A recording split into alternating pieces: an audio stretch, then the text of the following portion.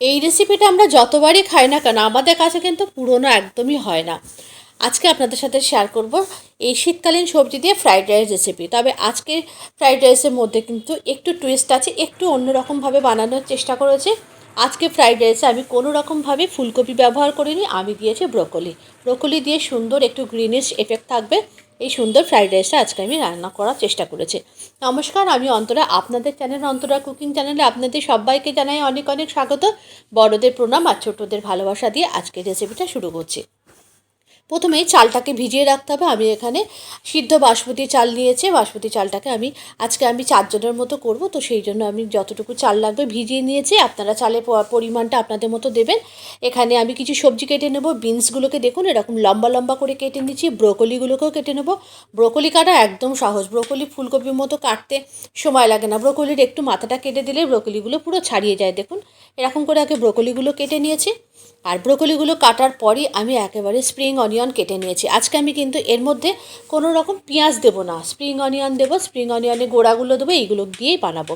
গাজরগুলোকেও সব জুলিয়ান কাট করে কেটে নিয়েছি। স্প্রিং অনিয়নের গোড়াগুলোকে গোল গোল করে কেটে নিয়েছি, আর কিছু স্প্রিং অনিয়নের পাতাও কেটে নিয়েছি। সমস্ত কিছু গুছিয়ে নেওয়া হয়ে গেছে। গ্যাসের উপর একটা কড়ার মধ্যে বেশ কিছুটা পরিমাণ জল বসিয়ে দিয়েছি। ভাতটা রান্না করব, তেজপাতা দিয়ে দিয়েছি।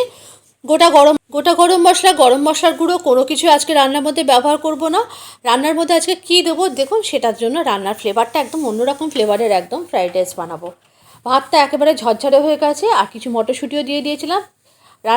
ভাতটা রান্নার পর আমি সবার আগে তেজপাতাটা তুলে ফেলে দিয়েছি। তেজপাতা ভীষণ ডিস্টার্ব করে, তেজপাতার কাজ মিটে গেছে। আর একটা কড়াই বসিয়ে দিয়েছি। আমি এদিকে ভাতটা স্টেনারে ছাঁকতে দিয়ে দিয়েছি ফ্যানটা। প্রথমে আর একটা কড়া নিয়ে তার মধ্যে সাদা তেল দিয়ে কিছু ডিম আমি এর মধ্যে ভুজি করে তুলে নিয়েছি। আর তারপরে আবারও তেল দিয়ে প্রথমেই আমি একটুখানি বিনসটাকে ভেজেছি। কোনো সবজি কিন্তু খুব বেশি ভাজবো না, অল্প একটুখানি ক্রাঞ্চি হলে, মানে ক্রাঞ্চি থাকতে থাকতে নামিয়ে নেবো।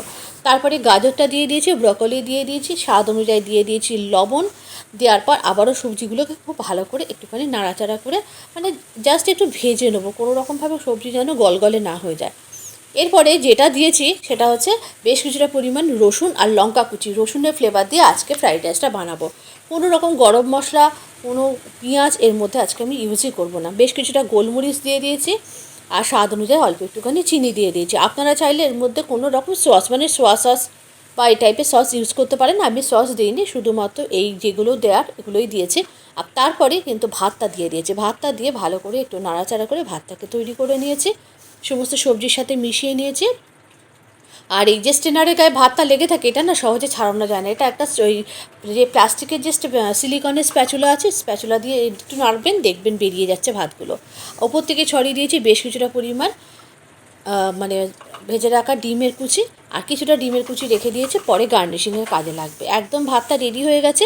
এরপরে আমি এখানে বেশ কিছুটা পরিমাণ স্প্রিং অনিয়নের পাতাগুলোকে আমি এর মধ্যে বেশ কিছুটা পরিমাণ কুচিয়ে দেবো, এটা সবার শেষে। আর দেওয়ার পর গ্যাসের ফ্লেমটা বন্ধ করে ভাতে কড়ার ঢাকনাটা চাপা দিয়ে একটুখানি ফ্লেভারটা যেন এর মধ্যে থাকে তার জন্য রেখে দিয়েছি।